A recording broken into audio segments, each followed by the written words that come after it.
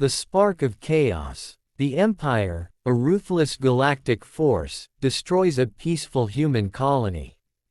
The blood of innocent men, women, and children is spilled, setting off a chain of events that will change the universe.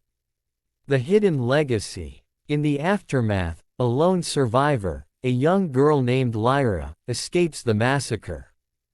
Unbeknownst to the Empire, her family has a powerful secret, one that could topple the Empire. The return of the dead. Lyra begins to uncover the mystery of her family's past, discovering that her bloodline is linked to a legendary warrior known as the Baba Yaga, a force of nature feared by even the mightiest of the Empire. A mother's vengeance. Lyra's mother, once a legendary warrior, returns from the shadows to avenge the massacre. The news of her return sends shockwaves through the Empire's leadership. The rise of the Baba Yaga. The legend of Baba Yaga, a fearsome warrior with unmatched strength and cunning, begins to spread. The Empire scrambles to contain the threat, not knowing that their doom is inevitable. The first strike. Lyra's mother launches a devastating attack on an Empire stronghold. The blood of the innocent once again fuels the flames of war, but this time, it is the Empire that is targeted. The general's gamble. The Empire's best general, tasked with defeating the mysterious warrior, devises a plan to neutralize her. However, he underestimates the depth of the threat she poses. A family reborn. Lyra is forced to take up her mother's mantle, guided by her teachings. As she becomes a skilled fighter, the Empire's forces grow more desperate to eliminate her. The unseen hand. As Lyra and her mother wreak havoc across the Empire, a shadowy figure known only as the Hand of the Emperor pulls strings behind the scenes, orchestrating a final confrontation. The Heart of Darkness. Lyra confronts the Hand of the Emperor in a battle that tests her resolve. The truth about the Emperor's plans and the destruction of her colony is revealed. The Gathering Storm. The rebellion against the Empire grows stronger, with Lyra leading a growing army of survivors and former Empire soldiers. The once mighty Empire begins to crumble under the pressure. Blood and betrayal. In a shocking twist, a trusted ally betrays Lyra, leading to a devastating setback for the rebellion. The Empire's forces launch a massive counter-offensive, threatening to wipe out the rebellion once and for all. The final war. The stage is set for an all-out war. Lyra and her mother, now united, prepare for a final confrontation with the Emperor. The blood of the innocent has fueled their rage, and nothing will stop them. The fall of the Empire. The climactic battle unfolds, with Lyra and her mother leading the charge. The Empire, weakened by years of conflict and internal betrayal, finally falls. The blood of the innocent has spelled their doom. A new dawn. With the Empire's fall, a new era begins. Lyra and her mother, though scarred by the war, lead the galaxy into a new age of peace, ensuring that the blood of the innocent will never be forgotten. The blood of the innocent spelled their doom. The massacre. The Empire's soldiers descended upon the village with no mercy. Innocent children, mothers, and elders fell before the merciless plasma rifles. Blood soaked the streets, screams echoed, but the galaxy remained silent. Humanity did not. In that moment, vengeance was born in the heart of a grieving warrior. A mother's fury. Among the dead lay the shattered body of a child, but his mother still breathed. Her name was Vera Kale, a former war strategist. That day, she vowed retribution. The Empire had taken her son, and in return, she would take everything from them. The hunt began. Awakening the resistance. Vera traveled across the stars, calling upon old allies. Once, she had fought for peace, now, she fought for vengeance. From smugglers to exiled soldiers, they gathered under one banner. The resistance was reborn, not to negotiate, but to destroy. The Empire's mistake. Imperial commanders ignored the whispers of rebellion. They saw no threat in a grieving mother and her scattered allies. It was their arrogance that sealed their fate. By the time they realized their error, it was too late. The first strike had already begun. The fall of Outpost 17. The resistance attacked with precision. Vera led the charge, her fury unstoppable. Outpost 17, a key Imperial supply station, fell in a single night. The Empire dismissed it as an isolated event. They were wrong. The fire spreads. One outpost became 5, then 10. The resistance moved like ghosts, striking and vanishing. The Empire finally understood. This was not an insurgency, it was a war. And Vera Kale was its beating heart. The emperors feared the emperor, once untouchable, now feared the name of Vera Kale. He sent assassins, spies, entire battalions. None returned. The hunted had become the hunter, and she was closing in. The turning point. A major Imperial fleet moved to crush the resistance. But Vera anticipated them. In the Battle of Draxus Prime, the Empire suffered a devastating loss. A fleet of 200 ships reduced to wreckage. The galaxy took notice. Betrayal within. Desperate, the Empire turned to treachery. One of Vera's closest allies was turned against her. An ambush was set, a trap designed to end the rebellion. But Vera had been betrayed before. She played along, only to turn the trap back on its makers. The fall of the capital. With momentum on their side, the resistance launched their final attack. The Imperial capital, once a symbol of village eyes and silent tongues. Vera walked through its streets, the whole remembering the blood of her son. From the palm wine tapper to the woman who fried Akara by the roadside, she granted him none. Everyone had the something to say. The Empire was no more. Some tried to be polite about the ruins, at least surrounded by the survivors of the war. They'd whisper behind hands. They had won, others were not so kind. The blood of the innocent had fueled their vengeance, but peace would now be their legacy. Amina couldn't walk down the path without hearing side talk. Disappeared after even the children war, pointed when they saw her.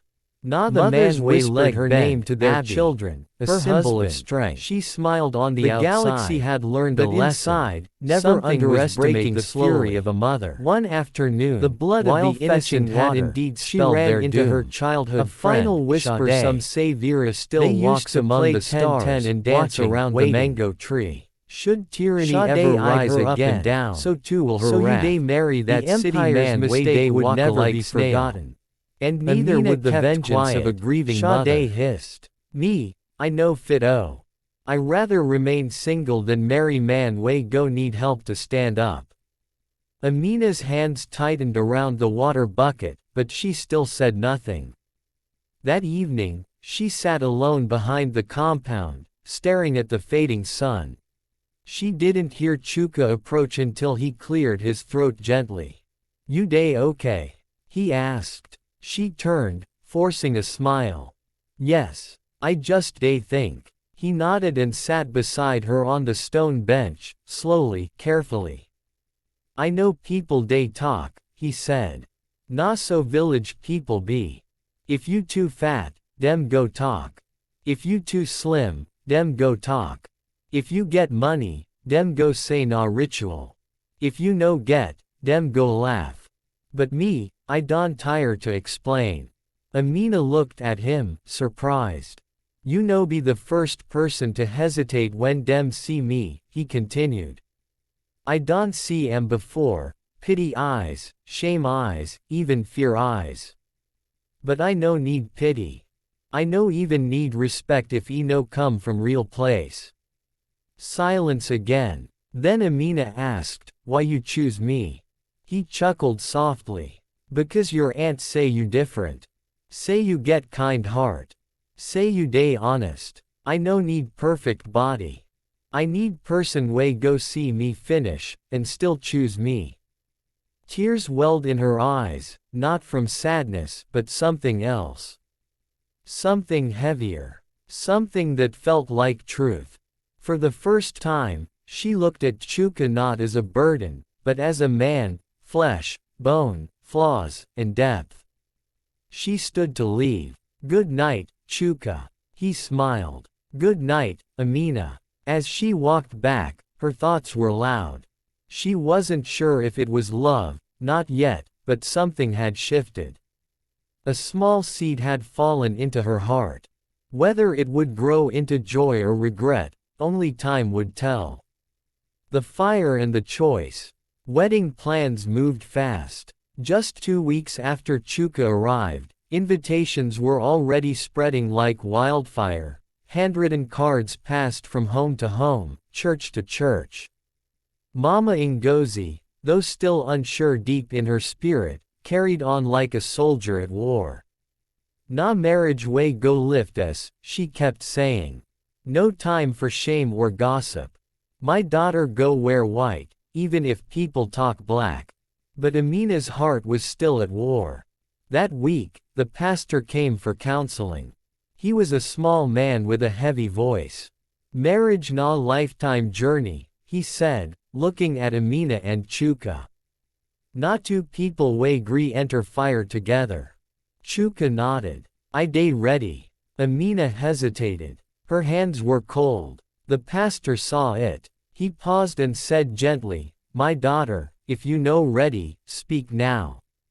Marriage no be by force. Even God dey wait for yes." That night, after the session, Mama cornered Amina in the backyard. "Wetin be all this your delay face?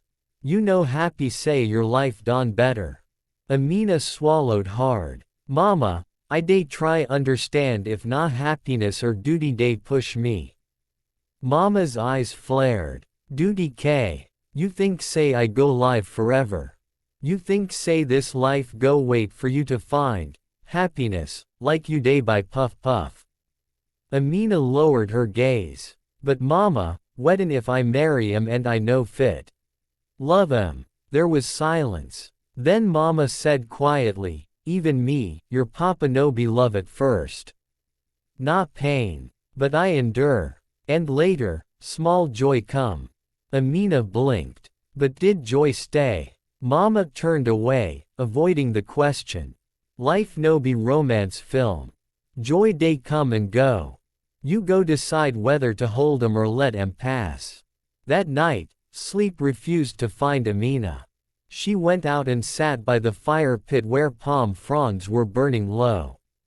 She stared into the flames, her mind a battlefield. Suddenly, she heard footsteps. Chuka. He sat beside her, his cane resting by his leg. "I fit ask you something," he said. She nodded. "If you no marry me, weddin' you go do instead?" Amina took a deep breath. "I fit try open my own tailoring shop. Learn fashion. Maybe go city." He smiled. "Then do am." She turned to him, confused. "What you mean?" "I no go beg you to marry me," he said simply. "If na your dream you want chase, I go support you. But don't marry me because your mama want show off. Or because people dey talk. Marry me only if your heart dey with me." Tears threatened to fall again. He stood, slowly, using his cane. "Good night." As he walked back to the house, Amina sat still, stunned. All her life, people had made choices for her. But here was a man, imperfect but honest, offering her power over her own path. It was frightening. And freeing. And that night, under the dark sky of Ogata village, she knew, the decision was no longer her mother's. It was hers. The storm before the wedding. The week of the wedding arrived with thunder in the sky and thunder in the home. Guests began arriving from neighboring towns. Women in bright wrappers filled the compound, singing and laughing. Goats were slaughtered, bags of rice stacked like small hills, and the aroma of pepper soup danced in the air. But inside Amina's heart, a storm brewed. 2 days before the wedding, she sat with Chuka under the mango tree. I no day sure if I fit do this, she whispered, her voice barely loud enough for the wind to carry. Chuka didn't flinch. He looked at her, his eyes calm but deep like river water during rainy season. I understand. You understand? She asked, surprised. Yes, he said. Because I sabi say marriage no be by pity. No be say you go manage me like old rapper. Amina looked down. But you be good man. And that suppose be enough? He asked gently. She had no answer. That night, Amina went to her mother's room. Mama Ngozi was oiling her legs, preparing her outfit for the ceremony.